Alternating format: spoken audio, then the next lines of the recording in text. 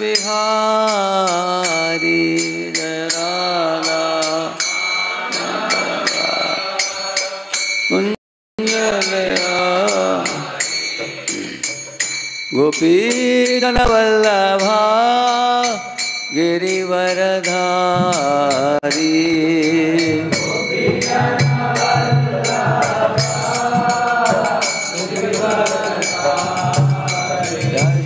यशोदानंदन ब्रज जनरंजन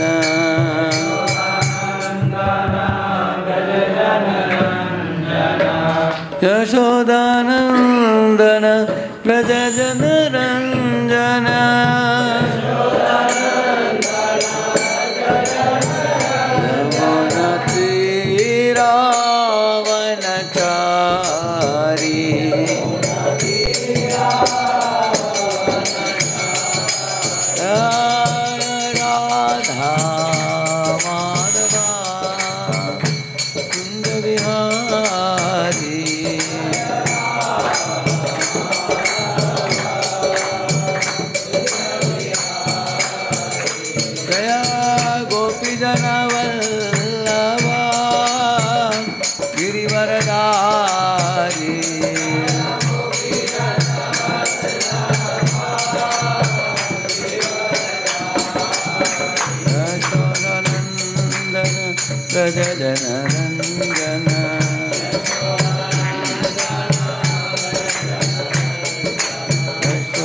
यशोदानंदन ब्रज जनरंजन यमुना तीरावनचारी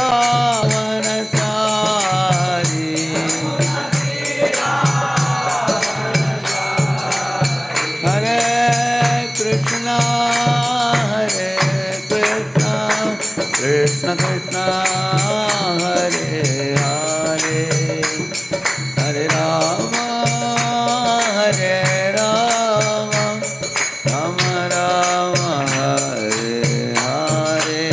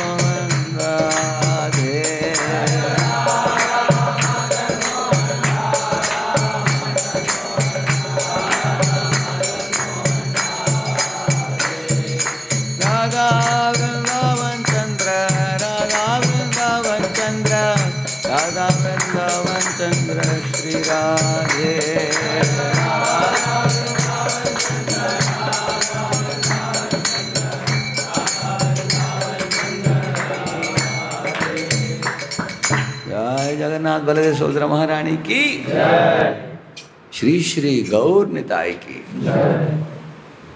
श्रीला प्रभुपाद की समावेत गौर भक्त वृंद की कलियुग पावन हरिनाम संकीर्तन की निताय गौर प्रेमानंदे। ओम अज्ञानतिमिरन्धस्य ज्ञानाञ्जनशलाकया चक्षुरुन्मीलितं येन तस्मै श्रीगुरवे नमः।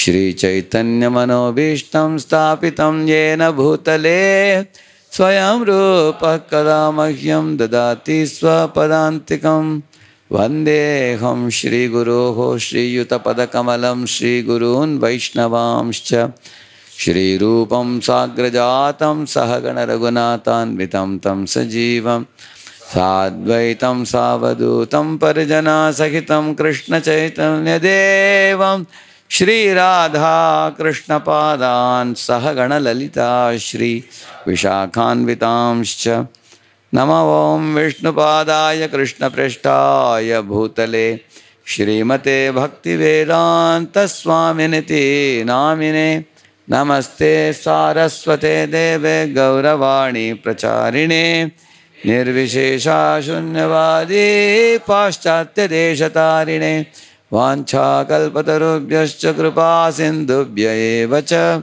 Patitanam Pavanebhyo Vaishnavebhyo Namo Namaha Jaya Sri Krishna Chaitanya Prabhu Nityananda Shri Advaita Gadadhara Shri Vasadi Gaura Bhakta Vrinda Hare Krishna Krishna Krishna Hare Hare Hare Rama Rama Rama Hare Hare Om Namo Bhagavate Vasudevaya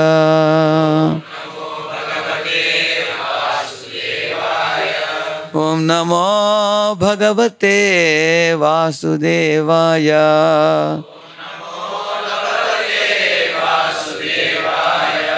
Om Namo Bhagavate Vasudevaya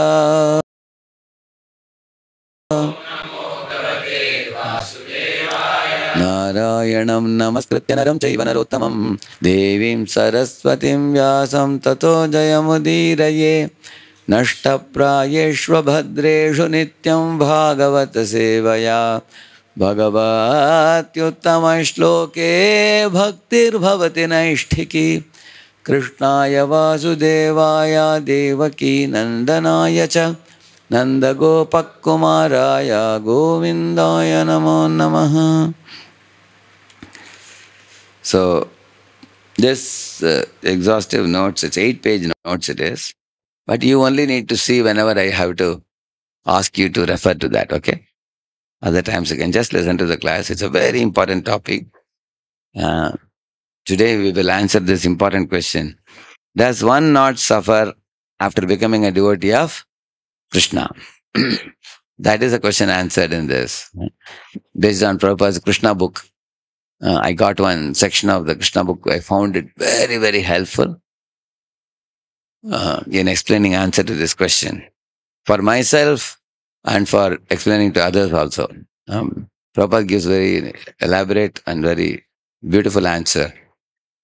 Generally, we all have a notion as devotees that once you become a devotee, then Krishna also says that Aham Tvam Sarva Papebhyo Mokshayishyami. Ma Shucha, he says, do not fear, I am here. Krishna says, you become a devotee, and most devotees expect that once I become a devotee, all my suffering should come to a halt. So in that connection, you might have heard the example when you switch off a fan, does the fan stop immediately? It takes some time. Goods train, if you put a brake here, it stops there, some 30 feet ahead. Similarly, in the path of bhakti also, when you take to bhakti, it takes a while for the sufferings to stop. So that is one understanding devotees have, so they tolerate. But besides that, there are very, very nice explanations given in the Srimad Bhagavatam why sometimes devotees are subjected to suffering. See, here there are 3 questions given here, you can see. Why should there be troubles in my life after I have become a devotee? Does Krishna not protect his devotees? Like that some people ask a question. Does a devotee of the Lord suffer from karmic reactions? I've heard that karmic reactions are burnt off. Or if the suffering comes in my life, then I may slow down in my Krishna consciousness and become preoccupied in setting right my material situations. Then why does the Lord allow such a thing to happen? You understand what he's saying? For example, say you got some trouble in your job, or you got some health issue. This boy is saying that maybe that pain which is coming in my life may distract me away from Krishna. And then I may start becoming preoccupied to sort out that problem. In the course of that, my chanting gets affected, my reading gets affected, my association gets affected. I'm taken away from devotees. So then why does Krishna allow such troubles to come in my life? If Krishna wants me to steadily continue in devotion service, you should put a full stop to my suffering so that I can peacefully practice 16 rounds, 4 legs, living with devotees and go back home back to Godhead. So he should not, already I have enough trouble in the world and he's creating more trouble. Like that some people ask. So, here in the 10th canto of Srimad Bhagavatam, Parikshit asked one interesting question to Shukadeva Goswami. He said, we have always seen that Lord Shiva, who is the husband of material energy personified, who is that? Durga Devi, yeah. You know, he lives like a mendicant. He has a snake around his neck. You know, he, sits on a deer skin or he's wearing tiger skin or something, and he has Jatadhari, Jatadharo, Tivratapo, Muninam Gurum, that is Shiva. So he lives under a tree, practically looks like not so rich, very poverty stricken he looks. Although he is the husband of whom? Durga. And Durga is giving so much material facilities to so many people. Can't she give a good bungalow for her husband? Actually, once Durga gave also a beautiful palace she built. And she showed to Shiva. Shiva said, wonderful. It's for whom? He asked. For you only. He said, we both are going to live inside. Please come inside. And Shiva was about to enter. At that time, one poor Brahman came and said, oh Lord, I have no house to live. If you can kindly bless me with a house, it will be nice. Shiva said, right here, you take it. Immediately gave the house. And Shiva was again under the tree. So, Shiva always keeps himself in very simple conditions. On the other hand, Parikshit asked that Lord Krishna, his devotees are like Sudama Brahman, they are poor generally. And Lord Krishna himself is wearing all jewelry and ornaments and necklaces. You have seen Krishna decorates very beautifully. So the rich Lord Krishna has poor devotees and poor Lord Shiva has rich followers. Wow, very great paradoxical question, isn't it? Why is this paradoxical situation? Ideally speaking, what you expect? Krishna is wearing all costly ornaments. You should give it to devotees also. And similarly, Shiva is poor. His devotee is supposed to be poor. That was his logic. So when Shukadeva Goswami heard this question, he said the same question was asked by your grandfather, Yudhishthir, to Narada. Same question was asked. And Narada gave a beautiful answer to that question. Same question. Whatever you are asking, your grandfather also asked. And then he said, see, Lord Shiva being husband of material energy,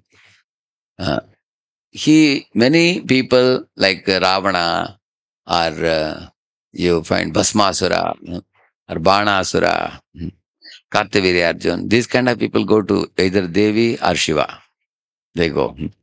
And these people are awarded material benedictions by the deity, personified material energy, Durga or Shiva.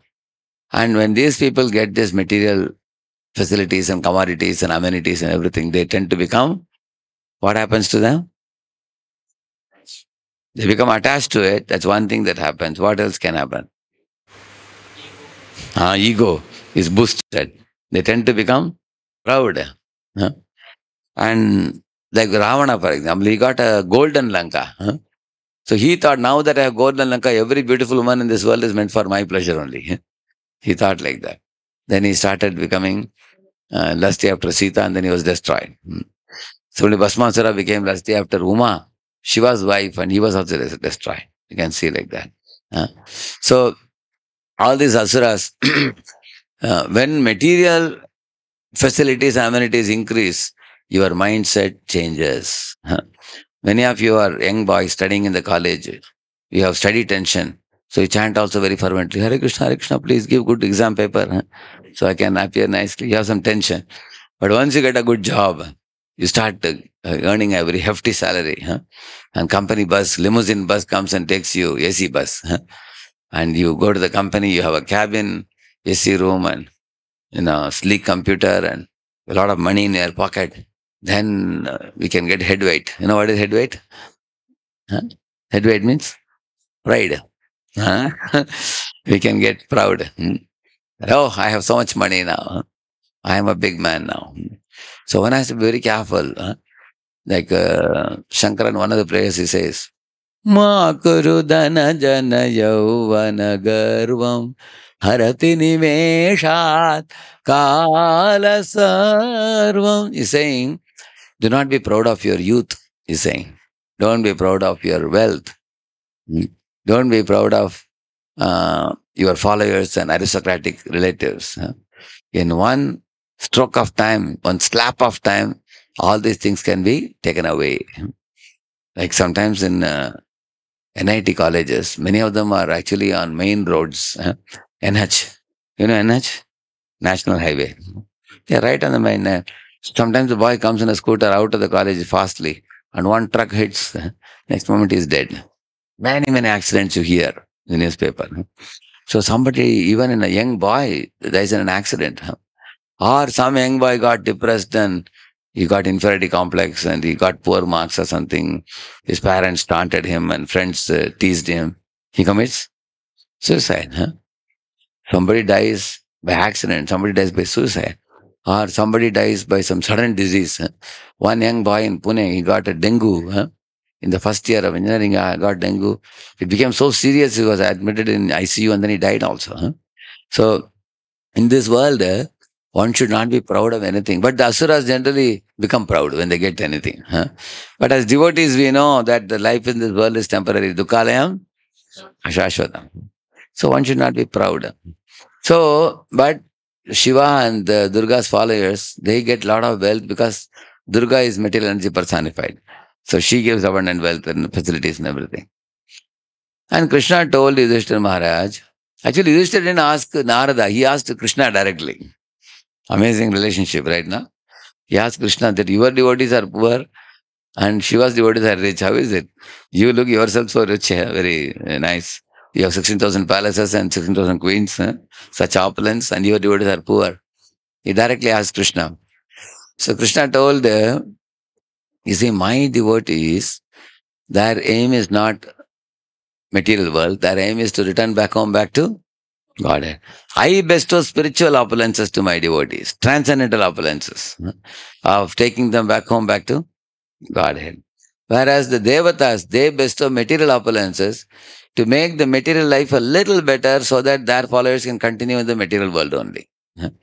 You understand the difference? Like, for example, say somebody is in a jail. Say one of your friends is in a jail.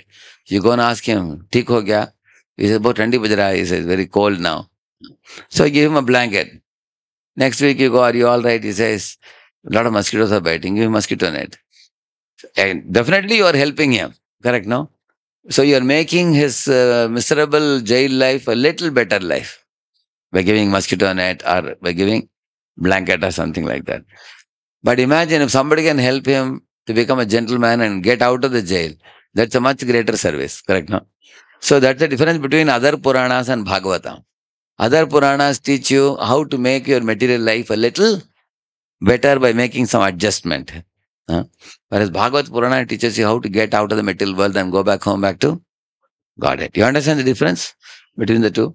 Like in one class, I asked the question, what type of handcuff you want? You want an iron one or a gold one or silver one? And one old man was sitting behind, he said, Sone wala acha rahega. He said, gold one is good. And his wife was sitting by the side. She just hit him and said, she said, why you want a gold handcuff? We don't want any handcuff. Any of you want your hand to be cuffed like this? No. Similarly, Tamaguna is like iron. Rajaguna is like gold. And Rajaguna is like silver. And Sataguna is like gold. So, if you are bound by any of the three gunas in this world, you suffer. But when you get out of the Brahmanda, go back to Godhead, that is real victory. So Krishna said, I give that kind of blessing to my devotees. It doesn't mean that I don't give riches to my devotees. If my devotees can handle riches, then I can make my devotees the kings of the world. Huh? But if they cannot handle riches, by getting the rich, one becomes puffed up. Then I will not give them the riches. Huh? Because they can't handle it. How many of you boys sitting here, you know how to put fuse? Fuse sometimes blows up. So these devotees know. So they know the art of putting fuse, they have already learned it. But if you haven't done it before, don't try it. Huh? Because if you put your fingers like this and put it like that, you will fall off. Huh? Isn't it? Because you get an electric shock. Huh? So because you put your finger in the socket, correct, no? You get a shock like that. Similarly, material energy is like electricity. She is very difficult to handle. Huh? And she will give a lot of benedictions like your bodily beauty, high education, riches, followers, name, fame, glory, same old story. Huh? So you will say, huh? What is the same old story? Everybody becomes name, fame, glory. They become popular and they become asuras and they later on create trouble in the world for others, trouble for themselves, and they die. Huh? You see like that. So therefore, we don't want to get into the same track. We want to be the Lord thinks my devotees, whatever situation is best for them, I will arrange it for them. So, in this way, Lord Krishna told, my goal is to give my devotees transcendental benedictions. That is the answer he gave. And then in that connection, he says,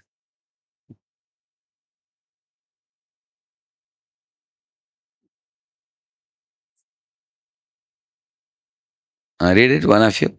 Is it big enough for you? The same what I told you, but it is probably, if you read from Prabhupada, it will be very. The devotees of. The devotees of Lord Shiva are opulent only in terms of material qualities. Factually, such so called advancement of civilization is the cause of entanglement in material existence. It is actually not advancement but degradation.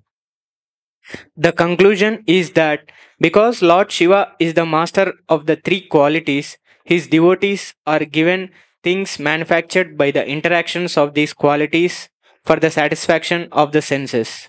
In the Bhagavad Gita, however, we get instruction from Lord Krishna that one has to transcend this qualitative existence. Naistrai Gunya Bhavarjuna. Arjuna. The mission of human life is to become transcendental to the three qualities. Unless one You is the three qualities, goodness, passion, and ignorance. Yeah. unless one is Nistraigunya, he cannot get free from material entanglement. In other words, favors received from Lord Shiva are not actually beneficial to the conditioned souls. Yeah. Somebody was telling Prabhupada, Swamiji, see, he has a Rolls Royce car. He has a Cadillac car. How fortunate he is. Prabhupada said, we don't buy these cars, we use others' cars. They take us from one place to another and they will maintain the car also. Because we are God's people, God arranges all these facilities for us. And we use them in Krishna service because we have to go from place to place, correct now? And they will arrange it and they will maintain it. And it is Lord's arrangement that there are many rich people who give us their houses also to use. You know that? Like in Bombay, somebody has 3 houses or 4 houses. And then the owner is thinking that I have 4 houses, but I am living only in one house. So what will I do with the other houses? And he's afraid to leave it on rent also because some people come on rent and never leave. They occupy and create trouble, correct? No? So they are sometimes afraid to lend it also. So they keep it locked.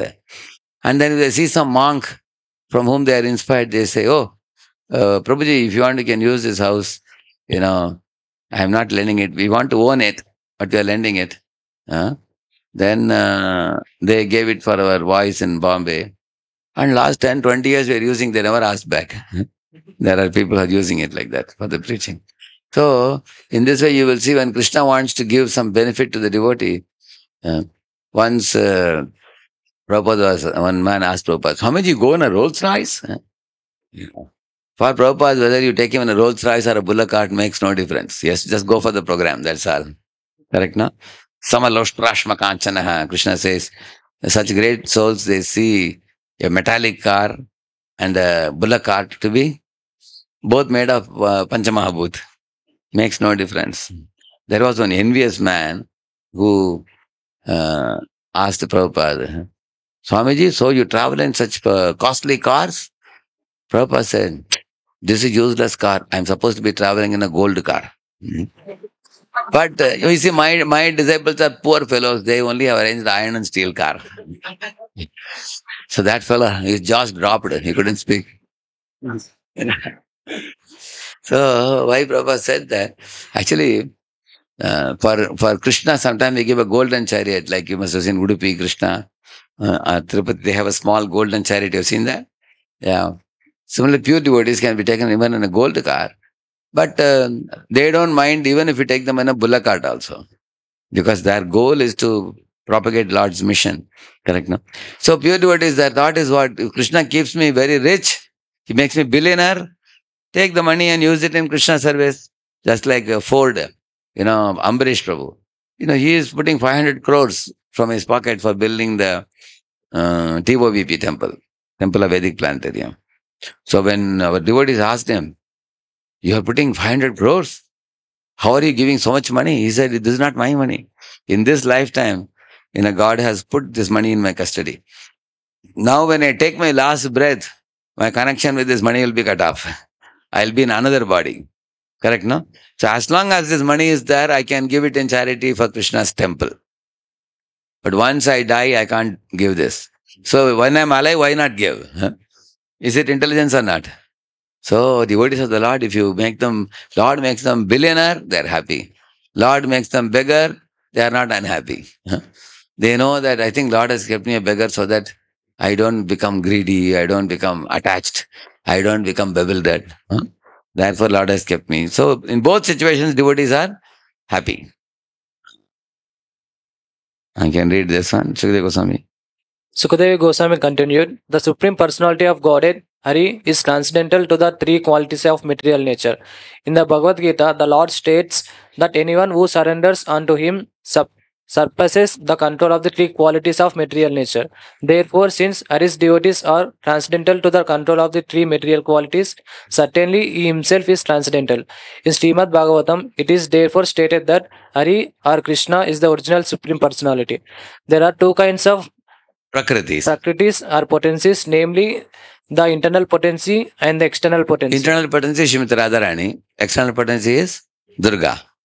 So internal potency is spiritual. External potency is material. Yeah. And Krishna is the overlord of both.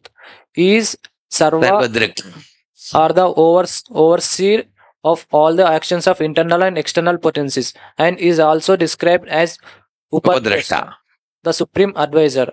Because he is the supreme advisor, he is above all the demigods who merely follow the directions of supreme advisor.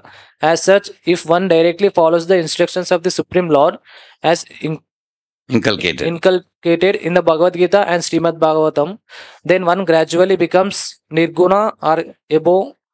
I have explained material above the interactions. Above the interactions of material qualities. That means you understand now? That means those who are worshipping demigod, they are within the three gunas. Sattva, Rajas, Tamas. And if you worship Krishna and strictly follow his instructions, you go beyond the three gunas. And those who are below the three gunas, they also enjoy the products of three gunas. Like for example, somebody is a Rajoguni fellow. So he wants gold, he wants silver, he wants bungalow, he wants car, he wants name, fame, glory. He wants to win the competition in business. Correct now. And somebody is a Tamoguni person. Then he is envious. Then Tamoguni person is insecure. He wants to do some jadoo tona and kill somebody. They have envy for other people like that. Or is depressed. He wants to come out of depression. They do different kinds of mantras and tantras and mudras and everything to get out of the sufferings and all. Correct, no? The Tamoguni people, black magic and everything they do. So Tamoguni, Rajoguni, and Sattoguna person also in this world, he may be having Sukham and Jnanam, knowledge and happiness, but still he has to again get birth, old age, disease, death. Correct, no? He does punya, goes to heaven. Again he has to be reborn again and again. So in this way, you will see Sattva, Rajas, Tamas, they enjoy the products of three gunas only. Whereas one becomes a Krishna devotee, Nistari Gunnyo Bhavarjuna, he goes beyond the three gunas. And beyond the three gunas, what products can you enjoy? The product that you enjoy beyond three gunas is only love. pure love. Which means Lord gives pure love to his devotees and devotees give pure love to the Lord, just like Yashoda Krishna you have seen. Are covered boys and Krishna, covered girls and Krishna, are the cows, calves, deers, peacocks. So they are all simply exchanging love with the Lord. Even all of you think deeply about this in your life. People whom you deeply are affectionate with, the only commodity you exchange with them is love. Like say your mother, for example, or your father. Or tomorrow if you marry your wife and children. Because the commodities are used by you as a means to express your affection to them. Correct, no? You use the commodities to express your affection. Otherwise, commodities are not important for you. Huh? Your affection for them is important. For example, your father is thinking, if I take this mithai and go home, I can see a smile on the face of my child. So the mithai becomes a medium for the father to express his affection to the child. Correct, no? So in this world, you will see exchanging affection is a very important thing. Commodities are secondary. How many of you understand this point? It's clear. Commodities are secondary. Like, for example, a man gets a beautiful necklace and thinks, if I put it on my wife's neck, she'll be very happy. Correct? No? Everybody buys a commodity to please somebody. You will see like that. So, when you go to beyond the three gunas, the pure love itself is a commodity for the devotee. So, therefore, when Sudama went to Dwaraka, he just took some chipped rice, which is a very simple thing. But his wife cooked with great love and devotion. And then that he was even hesitant to give to Krishna, but Krishna snatched it. It is said if you have love with which you cooked, Lord will snatch it. Even though it may be a very simple item. Anu api upahritam bhaktair premna bhuryeva me bhavet bhuryapi abhakto upahritam name toshaya kalpate. God is telling Sudama, hey Sudama, even though my devotee may bring some simple offering like a chipped rice to me, that small offering becomes a great offering for me because it is filled with love of my devotees. On the other hand, even if somebody like Duryodhana gives me chapan bhog, because it is cooked with a cunning thought process to trick me or cheat me or loot me, such people who do with an exploitative mood, name toshaya kalpate, that doesn't satisfy me, the Lord says. So, even you also in your life, imagine a boy comes and tells you, hey, your hairstyle is very beautiful. You look very cute in this pant and shirt. You look like some cinema hero. And then he says, can you please give me 1 lakh rupees loan? You know, and I have to pay for the college fee or something. So you will say that, hey, you flattered me, you did chapalusi. You flattered me only for getting money. Next time he comes and praises you, you will ask him, now what do you want now? Correct, no? Why are you praising me? And in this world, people come to you with some intention, but initially they will talk something else. And then they will come to the actual point. How many of you have seen it? Correct, no? Yeah. Isn't it? First they will ask you, how is your health? Is everybody good at home and everything? Huh? And then you may ask, that's all right, but what makes you come here? Huh? You ask, I say, I needed some money, 1 lakh. They'll come to the point afterwards. And you may wonder, last 10 years, they never showed up. They only show up only when they want something. Like one very big football player, he broke his leg in the knee fracture he got. And doctor told him that lifelong he cannot play now. So after that, all his fans, they turned off. They were very unhappy. Nobody talked to him. Nobody messaged him. Nobody wrote to him. Because people thought anyway his leg is broken now, he's not going to play, he's not a big hero. When he went home, he saw his mother, father were there, and the padri was there from the church. The pastor, he was there. And the pastor was sitting and giving nice upadesh about God. And the mother was cooking for him. And father was sitting and talking. So this fellow laughed and said, see, now I know really who loves me. These are the people who actually love me. The whole world were, tweeting me and, putting so many messages for me and praising me, lifting me above their shoulder when my leg was proper. My leg is gone now. Nobody is interested in me now. So, in the same manner, you will see when with those with whom you are very intimate, love becomes all important and commodities are secondary. That's what Lord said. Yeah. One becomes nirgun, correct? No? By worshipping Supreme Person of Godhead, instead of being puffed up with material opulences, one becomes enriched with spiritual advancement of knowledge in Krishna consciousness. To become nirguna means to achieve eternal peace, fearlessness, religiousness, knowledge, and renunciation. All these good qualities come to you. You get shanti, you get abhayam, you get dharma, you get jnana, and you get vairagya. Huh? These are the qualities you get. All these are symptoms of becoming free from the contamination of material qualities. So Yudhishthira Maharaj asked Krishna the same question I told you, isn't it? So Lord told Yudhishthira Maharaj here, uh, if I especially favor a devotee and especially wish to care for him, the first thing I do is to take away his riches.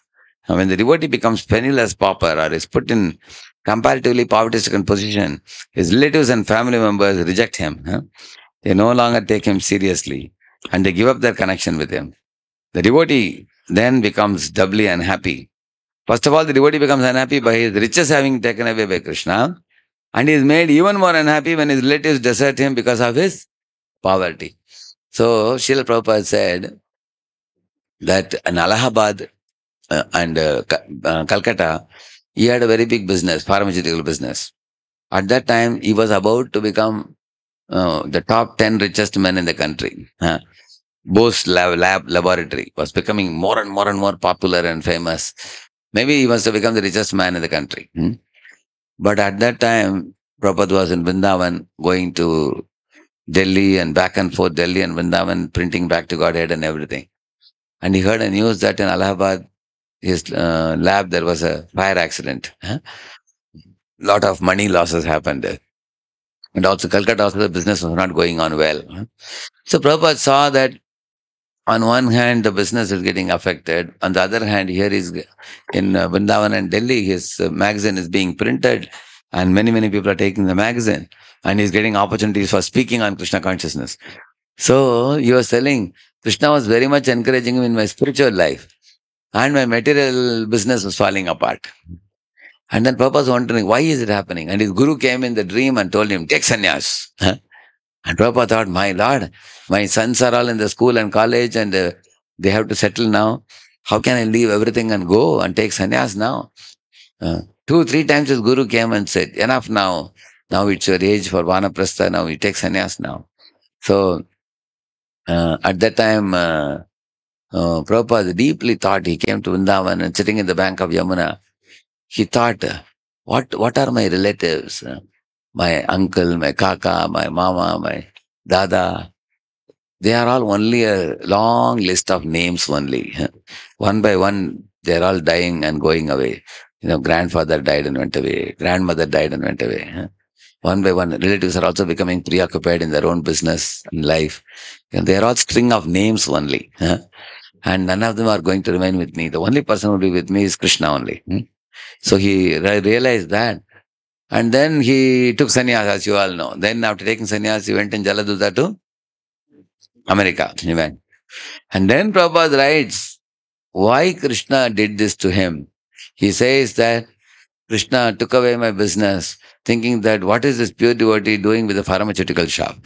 Pipette, burette and pouring all these chemicals and everything. He said, go to America and start the preaching movement and expand preaching all over the world. You are a pure devotee of Krishna, you should be preaching. And you are just sitting in a pharmaceutical shop. And the Prabhupada was thinking that I will give, make some money and give it to Guru. So, more than giving money, one can dedicate life completely. So, Krishna thought like that. So, therefore, Krishna was taking away his wealth and giving him spiritual wealth. You understand, no? So, Prabhupada's horoscope showed that he is either going to become the richest man in India or he will become the biggest saintly person. And which one happened to Prabhupada? He achieved both. Because he went with 40 rupees to America and he came back with 40 crores. Because from America he got a lot of money to build our Juhu temple. And then he also built Vrindavan temple.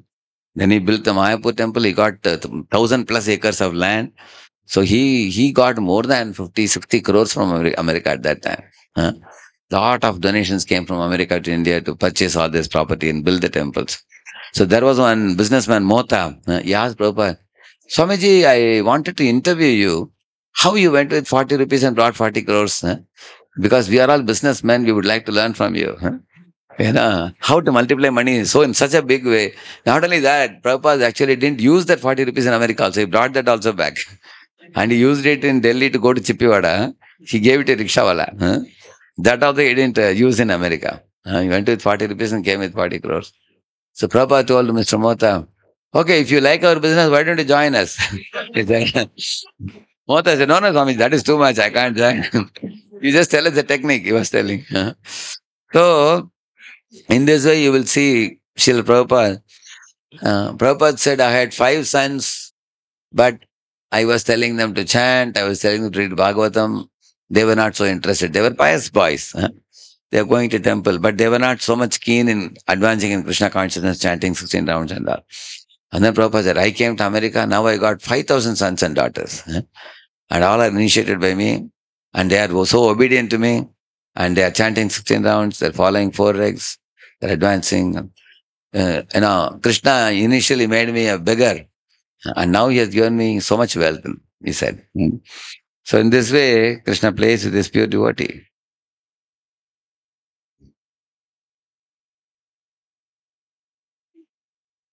See, why a devotee is put in such tribulation by the personality of Godhead, some people may question. So Prabhupada gives a nice example.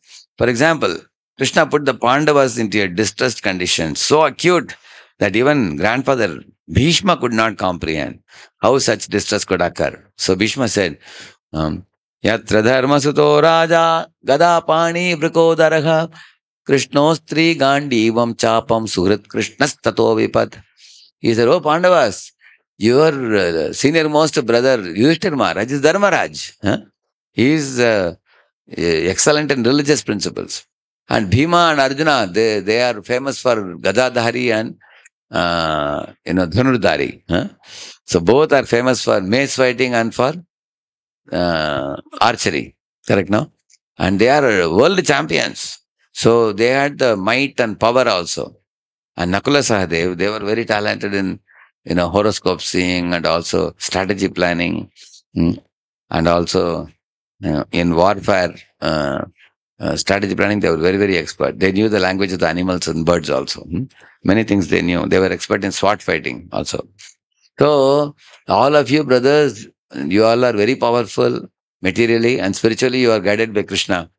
But how can such miseries fall upon you, Pandavas? Your wife was insulted and your wealth was taken away, kingdom was taken away, you were driven away to forest and everything.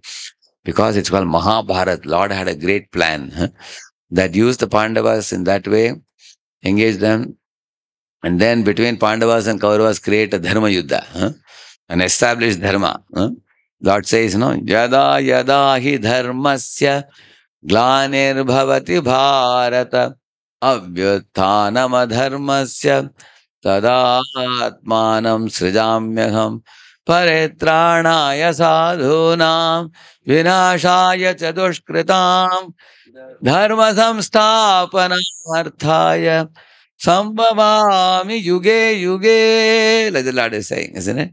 He's saying that, I come in this world to put devotees on one side and non-devotees on the other side, create a war, establish dharma, and make the devotees win.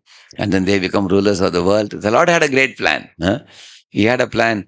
Multiple things he did. He established dharma. He also made the devotees the king. And through both Pandavas, Kauravas, he taught the world what is to be done and what is not to be done. Both he taught like that. So one should always understand, if some suffering comes in one's life, Lord has some greater plan which is beyond our comprehension. You can't understand. Now somebody may ask a question, what is the difference between a common man suffering and a devotee suffering? So here he says, see, point number 1 is given, a karmi, he continues his cycle of birth and death because his kama karma bijas are causing him to repeatedly be born and die. Correct, no? Whereas a devotee, if a devotee suffers, it is not karmic reaction, he says. It is a temporary arrangement made by the Supreme Lord, which does not entangle the devotee. Uh, for example, for all of us sitting here, already our karmic reactions are burnt away. Krishna has taken them away. But His Holiness Giriraj Maharaj said, until you become a pure devotee, Krishna will not burn those karmic reactions, but He will take away and keep it with Him. And every time you become little mischievous, He will release that much. You become little mischievous and go towards Maya, Krishna will release part of your suffering. Then you will come back to Krishna again. So why? That is why He's keeping it, because you have not yet become a pure devotee. Until then, He keeps releasing little suffering in proportion to our enjoying mentality. That much He will give. So we all have two mentalities, enjoying mentality and bhoga vritti and seva vritti. So seva vritti increases bliss and bhoga vritti increases misery. Right now. And the misery is given by whom? By Durga or Krishna? You're doubtful. For devotees, it's given by Krishna. And for non-devotees, it's given by Durga. So once you become a devotee, your karmic reactions are handed over to Krishna. So, for example, a police beating a thief and a mother slapping a son. Is it same? How many of you say it's different? Correct, no? Yeah. Police may remove the belt and whip the thief. Left, right, how severely they do. So, Durga's punishment is far more severe. Whereas mother slapping a son for not studying, that is very mild it is. So, similarly, Krishna's punishment for his devotee is also very mild, he says. Another thing he says, second thing, a karmi performs punya and pap and goes to heaven and hell. Whereas a devotee acts in a so-called pious or impious manner, is not elevated or degraded, but he is transferred to spiritual kingdom. For example, Arjuna is killing the warriors. It appears like sinful activity, isn't it? Or some devotee is performing yajna, like Prithu Maharaj doing 99 yajnas. He looks like doing pious activity. But both these people, Prithu and Arjuna, they go back home, back to Godhead. Neither Prithu Maharaj will go to heaven, nor Arjuna will go to hell. They both will go back to Godhead. Because why they will go back to Godhead? They do pure devotees. That means the devotee doesn't get punya and pap. The devotee gets bhakti sukriti, which takes the devotee back to Godhead. Do you understand now? So what is the first point difference between karmi and devotee? Karmi is subject to repeat and birth and death, whereas devotee goes back to Godhead. That's one thing. Another thing I told you just now, previous point, the devotee karmi suffering comes from Maya, devotee suffering comes from Krishna. For some superior cause, he does. Okay. Another thing, the karmis are treated by Yamadutas and Yamaraj. But Yamaraj has told the Yamadutas, never approach the devotees. Because they are under whose custody? Krishna's custody. So there's a big difference, he says. So then one more question is answered here. If Supreme Lord is all powerful, why should he try to reform his devotees by putting them in distress? Like that he is asking, why a devotee is put in distress? See, there are many nice reasons given here. The first reason given here is, when the Lord puts a devotee in distress, the feelings of attachment to Krishna are magnified, he says. For example, say a child is playing with a teddy bear in the garden, and the father is calling, "Beta, come, let's play." But the child doesn't look at the father. The child is more absorbed in playing with teddy bear. At that time, a big blackish bumblebee comes. They're making sound. It comes near, the child gets extremely frightened. He just throws away the teddy bear and runs to the father. Isn't it? Papa, papa, papa, he runs. And papa picks up the child and the bumblebee goes away. So now, is the bumblebee coming good or bad? Why is it good? Because the child who was now playing with the teddy bear now has come to the father now. And father throws the child up and catches and throws and catches. Child thinks this game is better game than playing with a dead teddy bear. Similarly, all of us are in this material world playing with dead matter, like smartphone, car, driving a car, playing with a smartphone, isn't it? Playing with table tennis. or something like that, or watching a TV, watching a movie. People watch cricket on the screen for 8 hours. Huh? Same thing. One fellow is throwing ball, one fellow is batting and running. And the same green field only. Huh? You're watching, isn't it? People are so attracted to dead commodities. And Krishna is calling, come here, you can be happy with me. So some danger comes in your life, like the bumblebee. Something comes. Huh? Generally, when there is danger, people run to the temple, correct now? People go to God. But if you are pious, you run to God immediately. So, in this way, Lord says that sometimes my devotee is little negligent, and then I send some danger, and then immediately devotees go running to the Lord. He creates an opportunity. Like Kunti Maharani is telling, when there was war, you are with us. Now the war is over, you are going away. So better that let there be some trouble in our life so that you will also stay with us, like that she is telling. So she doesn't fear the trouble. She is more keen to possess Krishna. You understand? No?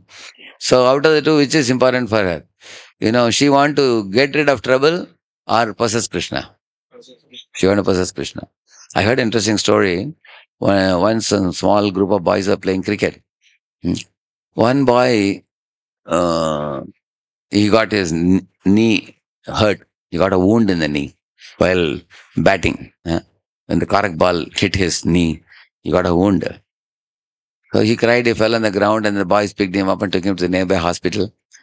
Then there was a nurse who cleansed, who dressed the wound and everything, and then she put a malampatti and everything. She put a bandage.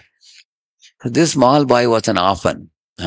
He only had father. He didn't have mother. So when he looked at the nurse, her tender nature, her good behavior, her affectionate dealing, that reminded the boy of his mother. So he had tears in his face. And the friends didn't understand why. Of course, they all went back. So after 3 months, again they were playing cricket. So this boy was telling, I wish I get one more wound today, he said. So I was telling the story in one class, and I asked the audience, why did he want to have one more wound, second time? His friend thought he's crazy. Is there anybody in this world who will want a wound in the knee? It's going to pain you. So one boy was sitting on his mother's lap, one small kid.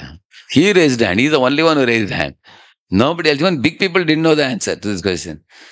I asked why that boy wanted to have a wound second time. Now, I asked that small kid, maybe he's about 6 or 7 years old. I asked him, why? Tell me the answer. He said, Maa ka pyar, he said. Immediately. How many of you understood the answer? Yeah, isn't it? So that means this boy doesn't mind the pain because that pain is giving him experience of his mother. Similarly, Kunti Maharani doesn't mind the pain of some suffering because that gives her opportunity to have Krishna near her. Because Krishna is going to be with the Pandavas always. She said, to possess Krishna, we can have any amount of pain. We don't mind. Like that she said. You understand the comparison? So whenever we tell analogy, you have to know the spiritual equivalent also. Not only you should remember only the analogy. One time I was giving one gulab jamun analogy. And the boy said, Prabhuji, only gulab jamun I remember. I said the gulab jamun is compared to Krishna consciousness, that you forgot.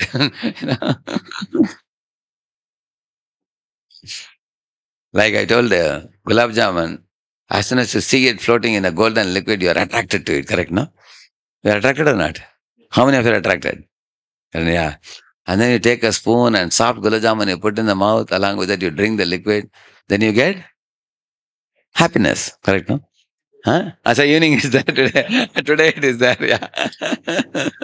Isn't it? So gulab jamun attracts you and gives you happiness. Similarly, Krishna, I said, Krish means to attract. And Na means to give you happiness. So at the end of the class, when we were revising, one boy said, Prabhuji, you told gulab jamun attracts and gives happiness. I said, what was the equivalent? That I forgot, he said. That's most important. Because Krish means to attract. Na means to give happiness. So like gulab jamun attracts and gives you happiness, Krishna gives you happiness. In fact, the taste in gulab jamun also comes from whom? Krishna only. He says, Rasam also kaunteya. So another thing he says here, sweetness of happiness is sweeter to those who have tasted bitterness. The Supreme Lord descends to this material world just to protect his devotees from distress. So Prabhupada is saying here, very nice analogy here. For example, in a chill, cold winter, you all can enjoy the hot water, correct? No? Now in summer, hot water is not that attractive. Huh? You like hot water when? Chill, cold winter. Similarly, in the hot summer, you like cold water, correct? No? You like that. Huh? Similarly, in case they made Kerala sabji today, for example, bitter gourd sabji. You ate the bitter gourd sabji, but then you only have one hope and happiness that there is also gulab jamun. After eating Kerala sabji, gulab jamun tastes even more better. Correct, no? Similarly, after the whole dark night, when the sun shines in the morning, you feel very happy, no? And fresh and cheerful. Similarly, why sometimes the Lord gives suffering devotees like Prahalad underwent so many sufferings.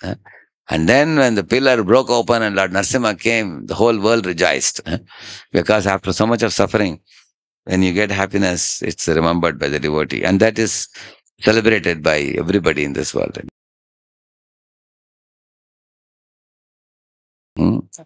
Trouble to the devotee in order to increase the excitement of happiness. One more he says here. When my devotee is bereft of all material riches and deserted by his relatives, friends and family members, because he has no one to look after him, he completely takes shelter of the lotus feet of the Lord. He says. So Prabhupada is writing that Narottamdas Thakur song. Ha ha Prabhu Nanda Sutta Vrishabhanu Sutta Yuta. Boliye. Ha ha Prabhu Nanda Sutta Vrishabhanu Karuna karo he varo.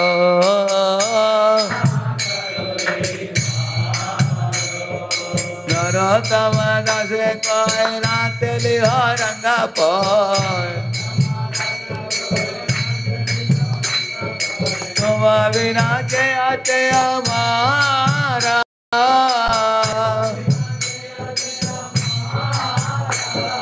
Tuma vina jaya jaya mara.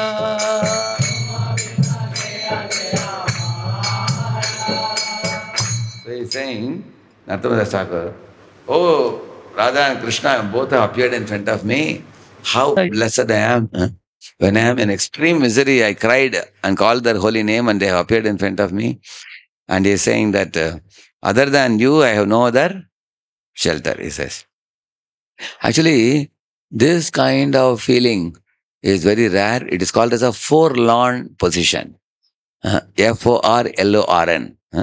Forlorn position. Some devotees are put in this type of position, like Draupadi, when her sari was about to be stripped off.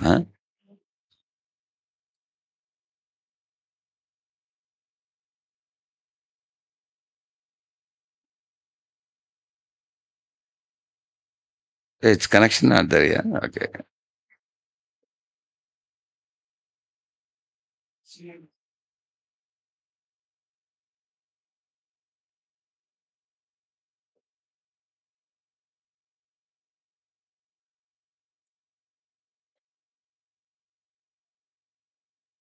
What?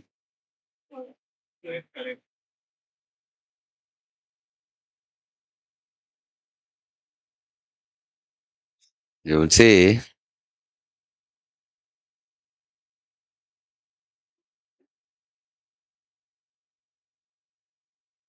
why sound is, I think sound is here, huh?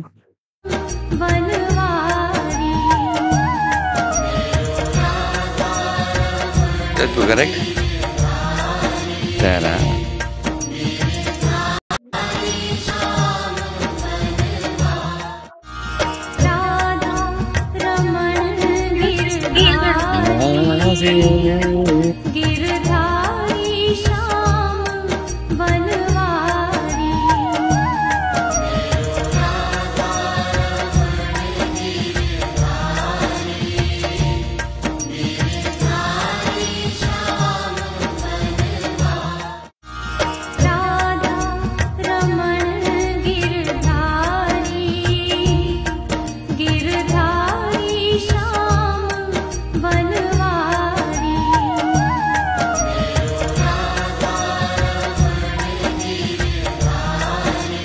this is an example of a helpless situation she was in. And when she took shelter of Krishna, Krishna continuously supplied her endless salary.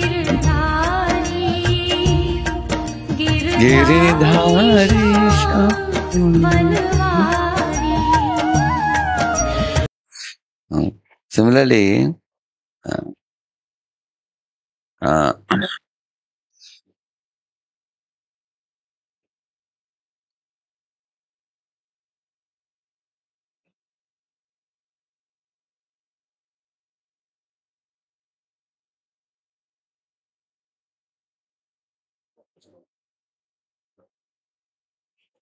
this is a famous one. This is my favorite.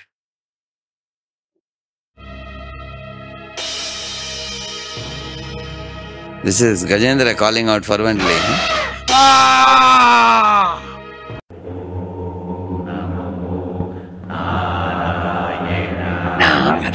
Narayanaya. Narayanaya.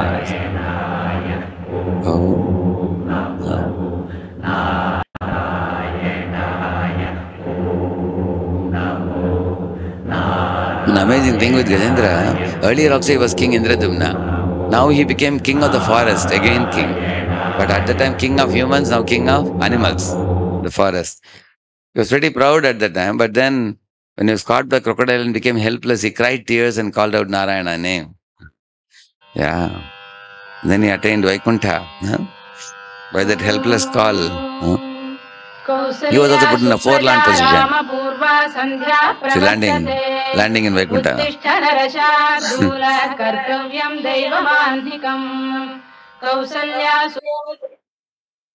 So in this way, you can see, these are all examples of people put in forlorn condition. Another example is Bharat Maharaj becoming a deer. When he became a deer, he cried out, Aho Kashtam. He says, what a foolish man I am. I left my human body and occupied the body of a deer.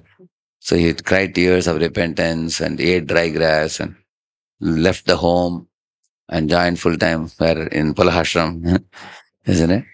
And then he went and heard all the sages speaking on Krishna Katha. And then very austere life he led.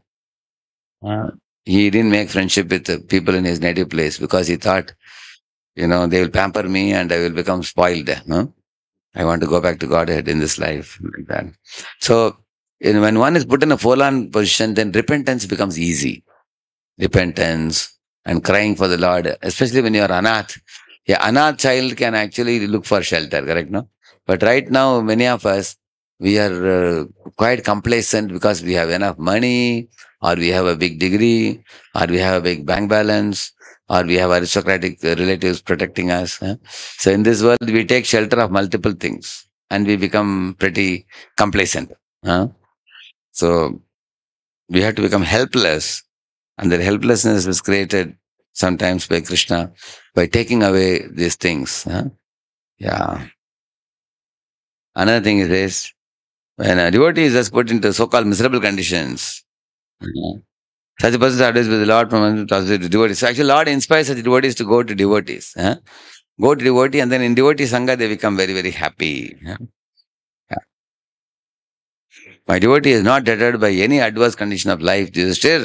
He always remains firm and steady. Therefore, I give myself to him. Krishna says, I don't give them wealth, I give them myself. I favor him so he can achieve the highest success in life. So regarding that mercy that devotee gets is very beautifully explained. Read this one. The mercy bestowed upon the tried devotee by the Supreme Lord is described as Brahma, which indicates the greatness of that mercy. Second one, that mercy. That mercy is also described as Paramam, for it has no comparison within this material world. It's called Brahma, means it's a great thing, and Paramam means there is no comparison. Uttamam. Paramam means Uttamam. And then third one? It is also called Sukham. Sukshmam. Sukshma. Very fine. Not only is the Lord mercy upon the tried devotee great and unlimitedly expansive, but it is of the finest quality of transcendental love between the devotee and the Lord. Yeah, what kind of mercy Lord gives to devotees is extraordinary. Bali Maharaj was born in a demon family, and Lord made him one of the 12 Mahajans. Prahlad was born in a demoniac family. Lord made him one of the 12 Mahajanas. So Lord's mercy is very, very fine, sukshmam, top mercy. And Dhruva Maharaj, he only wanted a kingdom greater than grandfather. Lord gave him that also. Plus, he took him back home, back to Godhead. Yeah, that's sukshmam. Such mercy is further described as chin matram. Chin matram, completely spiritual. The use of the word matram indicates absolute spirituality with no tinge of material qualities. Yes. Yes. That mercy is also called such eternal and Anantakam, unlimited. Since the devotee of the Lord is awarded such unlimited spiritual benefit, why should he worship the demigods? A devotee of Krishna does not worship Lord Shiva or Brahma or any other subordinate demigod. He completely devotes himself to the transcendental loving service of the Supreme Personality of Godhead. And such a devotee goes back home, back to Godhead. So that is the greatest reward that the Lord gives. Yeah. Last one we will show. This is a very favorite video of mine. See what this devotee says. Place where he was taken alive like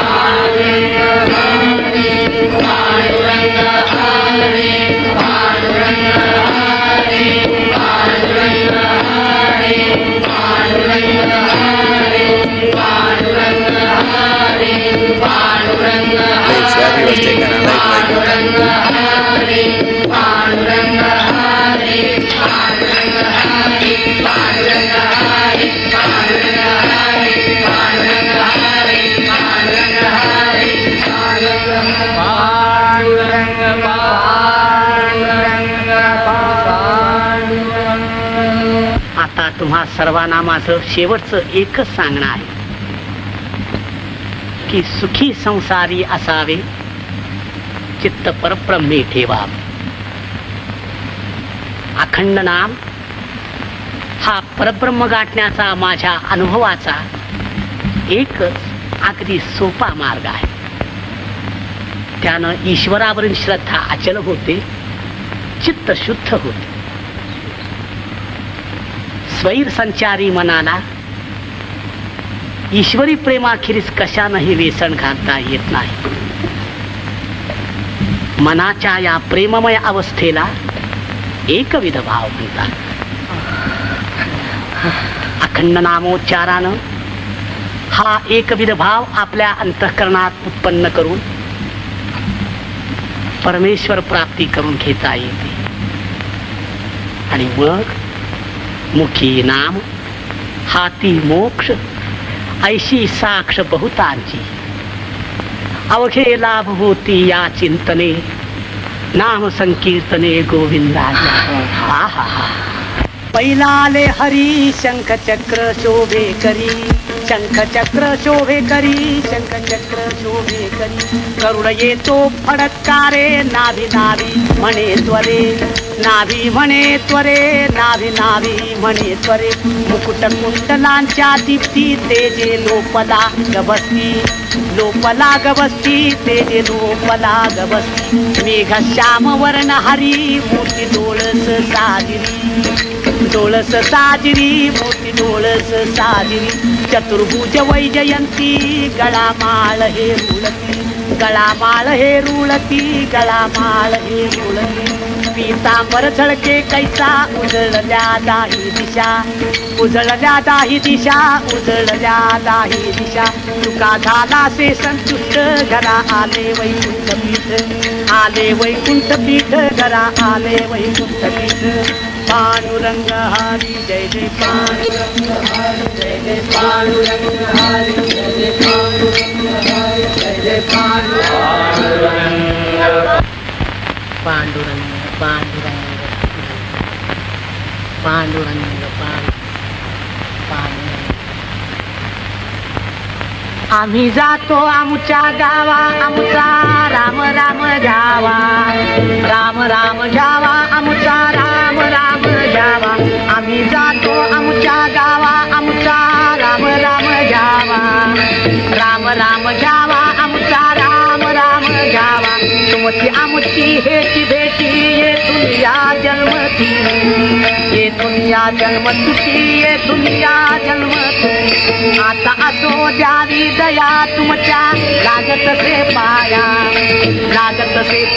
तुमच्या लागत से पाया ये तान यथामी कोणी विठ्ठल विठ्ठल बोलावानी विठ्ठल बोलावानी विठ्ठल विठ्ठल बोलावानी रामकृष्ण मुखी बोला तुका जातो वैकुंठाला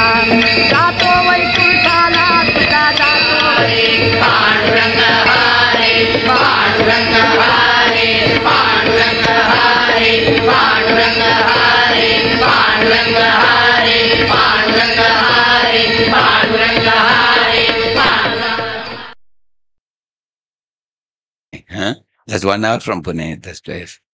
So, now why I showed you this one should always keep in the top of one's mind. Because this is the ultimate destination of everybody. And in this world, there will always be some problem. Grandfather will pass away. Like my mother and father passed away in 2017. Same year. First mother passed away and 6 months later father also passed away. So, our grandparents will pass, parents will pass.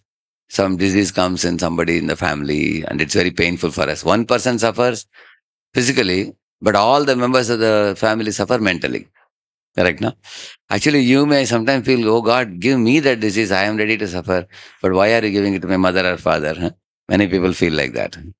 So, but everybody has the strict karmic account also which they are carrying. Correct, no? Millions of lives. So, God knows whom to give what. So, the pains and pleasures in this world are temporary. They will come, they will stay, they will go away. But the end goal should never be forgotten. And those devotees who are intelligent, like Pandavas, they suffered so much, but they knew that the material body, as long as you have in this world, there will always be some suffering or the other. There will be pleasure and pain coming and going, like seasons coming and going.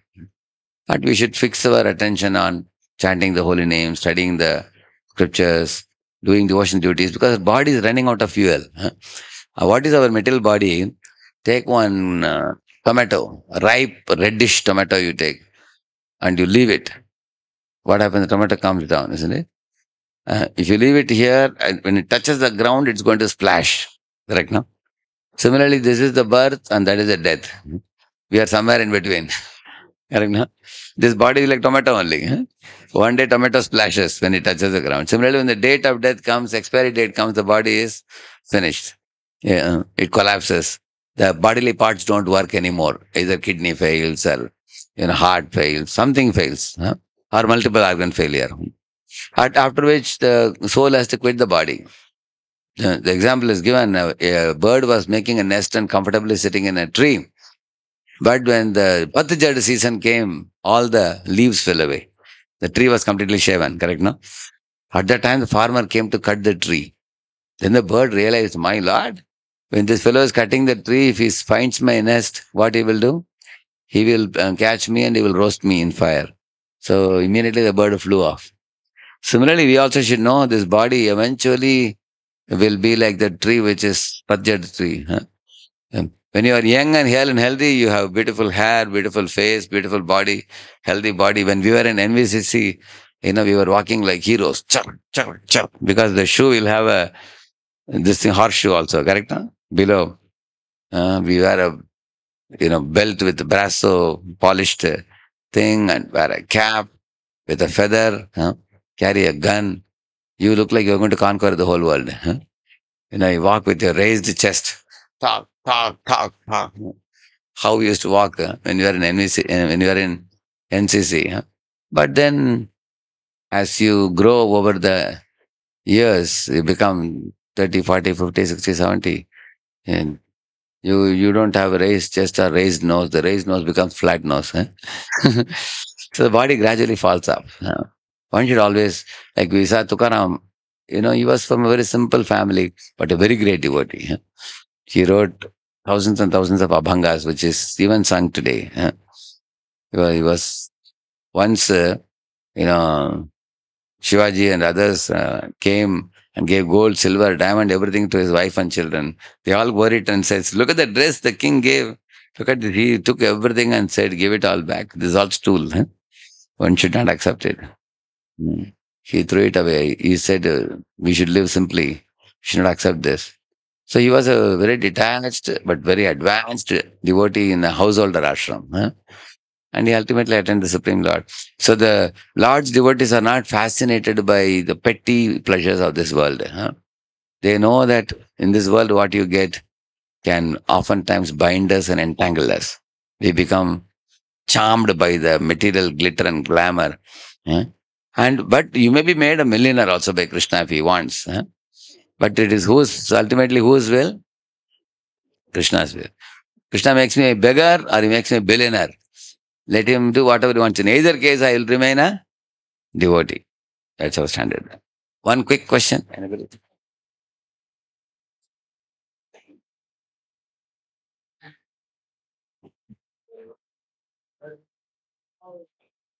There's one hand up behind, way behind.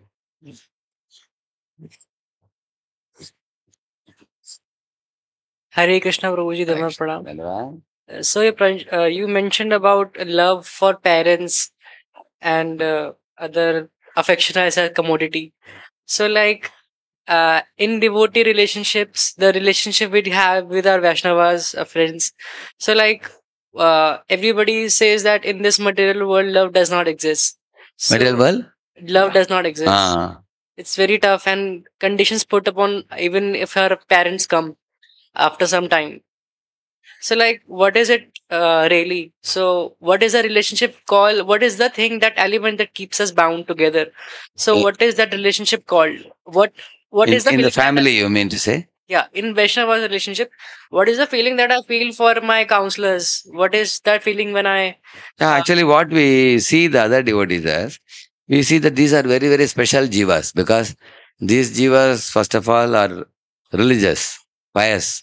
They align with the Vedic lifestyle, aligned with will of God.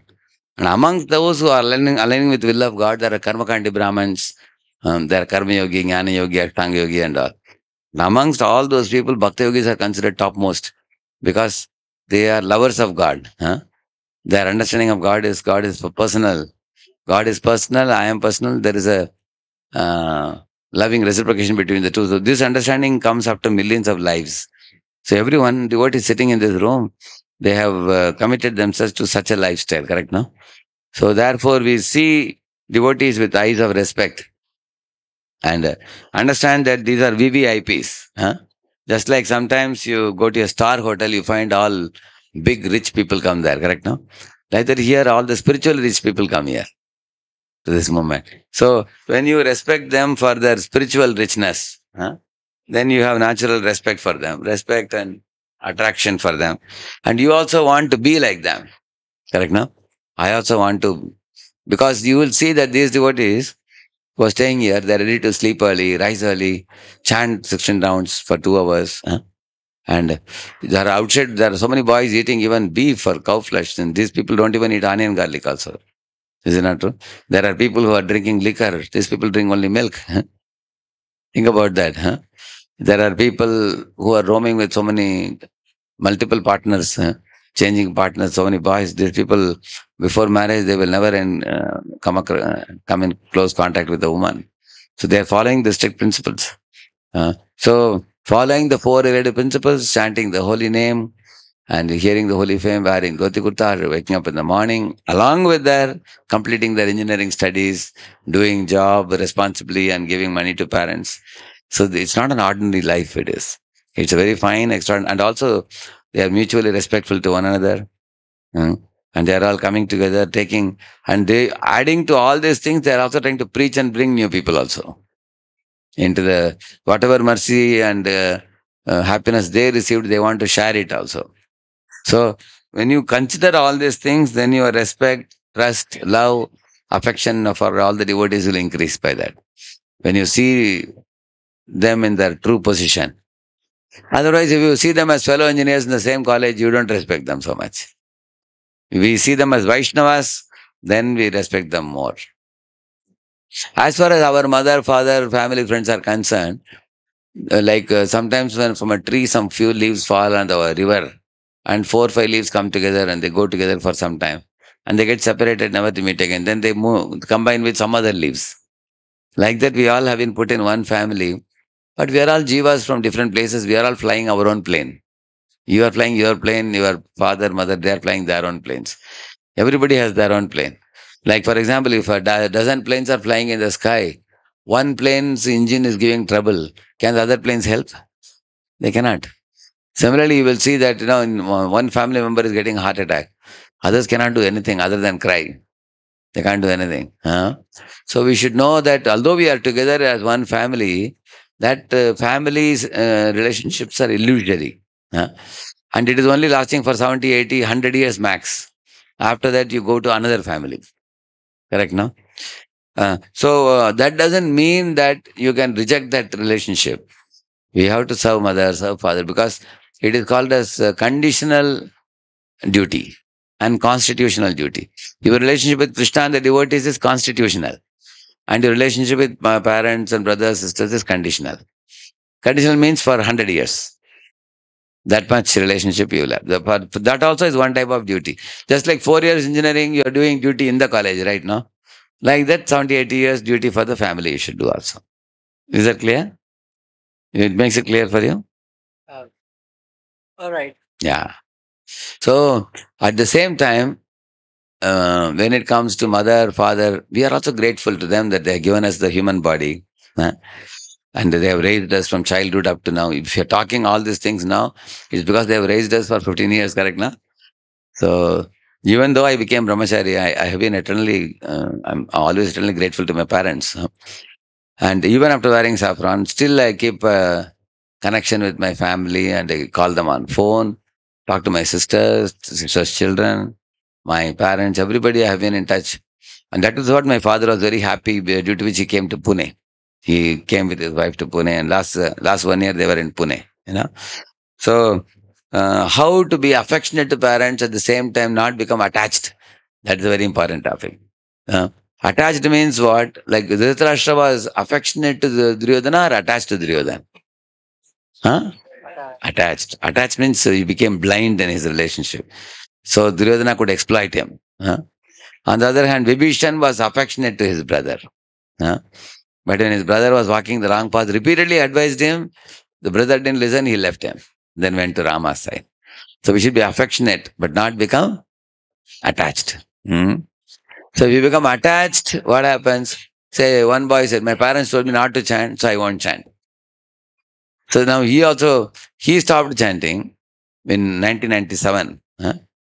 And then 2002, I was sitting in my office. One gentleman came with a bead bag in the neck and, yeah, is it Radheshyamji? Asked. I said, yes. Loudly he cried, oh, like that. I asked, who are you? Tell me more. Then he said, Radheshyamji, do you know I am Puranananda's father? He said, Puranananda's father? Puranananda stopped coming to our program in 97, I told him. He said, yes, I only told him to stop going for the program. He said, when he was in his second year, I told him not to go for the classes. I told my son, why are you wasting time with sadhus and everything? Don't waste your time. So then he was chanting 4 rounds Hare Krishna. Then he stopped chanting. Then I didn't know what happened to that boy. We didn't follow him up because he said, I'm going to follow my father. Don't disturb me. We also didn't disturb. But after 4 years, he got into drug addiction. And then in 2002, his father came to Pune and he had admitted him in one rehabilitation hospital. He had removed him from the job because in company he started loudly shouting and yelling and beating and biting people also. He went mad, berserk because of too much drugs. So his father had put him So his father told me, Radheshyamji, if you can visit the hospital once, because he has a lot of respect for you from the early days, I'll be very grateful if you can just come and see him, speak a few words to him. So father, he came. Then I asked his father, but how are you wearing tilak? He is wearing tilak, kantimala, bead bag, everything. He said, I was so frustrated by him, I went to the Nasik temple. He said, I went to the local temple, there devotee met me, he gave me japamala and everything. Now I am initiated devotee, he said. So he became initiated devotee and he was crying, I was foolishly stopping my son in his second year. So in this way you will see, sometimes the parents due to ignorance may become our enemies in Krishna consciousness. You understand, no? Now his father wants to help him with help the boy with Krishna consciousness, but it is too late now. Huh? He got into very bad drug addiction, everything. So therefore, all of us, what we should respect the parents, but not allow them to uh, stop our Krishna consciousness. Because every one of you in your family, you have to take to Krishna consciousness and go back to Godhead. You have to fly your own plane. Is that clear? So in one family only, I have seen one brother is a devotee of Krishna, another brother is an atheist. You'll find in one family also, which clearly shows everybody is flying their own plane. So here one Vaikuntha plane is going up, an atheist plane is going down. Isn't it? Two planes in the same family is going in two different directions. Can see that. So therefore, we have affection for our blood relationships because they have supported us, they have done so much for us. But we won't become blinded by that attachment to such a degree that we will give up spiritual life. Is that clear? Srila Prabhupada ki? Thank you. Hare Krishna. So we'd like to thank